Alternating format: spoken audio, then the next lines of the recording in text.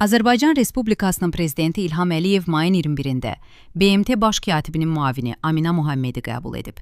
Dövlətimizin başçısı Ümumdünya Şəhərsalma Forumunun 13-cü sessiyasının keçirilməsi ilə bağlı göstərdiyi dəstəyə görə BMT rəhbərliyinə minnətdarlığını bildirdi.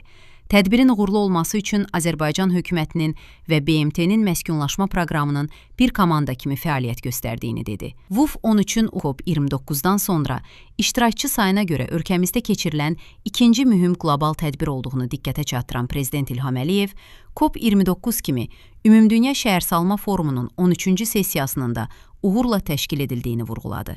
Dövlətimizin başçısı Azərbaycanın BMT-nin məskunlaşma proqramı ilə səmərəli əməkdaşlıq həyata keçirdiyini deyərək, ölkəmizin gələcəkdə də bu proqramla tərəfdaşlığını davam etdirəcəyini və Ümumdünya Şəhərsalma Forumunun digər sessiyalarının işində də fəal olacağını bildirdi. Amina Muhammed BMT-nin baş katibi Antonio Guterresin salamlarını dövlətimizin başçısına çatdırdı. Salamlara görə minnətdarlığını bildirən Prezident İlham Əliyev, onun da salamlarını Antonio Guterresə çatdırmağı xahiş etdi. VUF 13-ün uğurla keçdiyini deyən Amina Muhammed, bununla bağlı dövlətimizin başçısını təbrik etdi.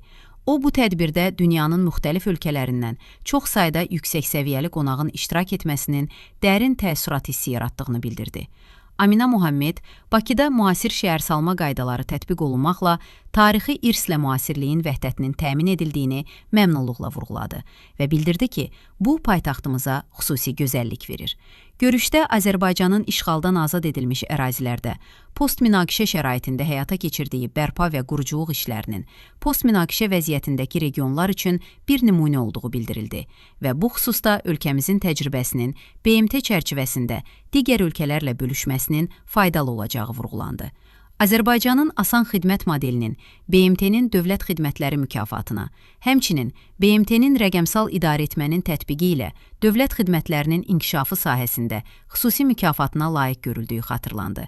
Asan xidmətin uğurlu təcrübə kimi Afrika və Asiyanın müxtəlif ölkələrində tətbiq olunduğu qeyd edildi. Söhbət zamanı Azərbaycanla BMT arasında uzun illərdir uğurlu əməkdaşlığın həyata keçirildiyi və ölkəmizin bu təşkilatın fəal üzvü olduğu, onun proqram və tədbirlərinin icrasına mühüm töhfələr verdiyi vurğulandı. İndiyədək BMT-nin müxtəlif mövzulara aid beynəlxalq tədbirlərinin Azərbaycanda yüksək səviyyədə təşkil olunması məmnunluqla xatırlandı.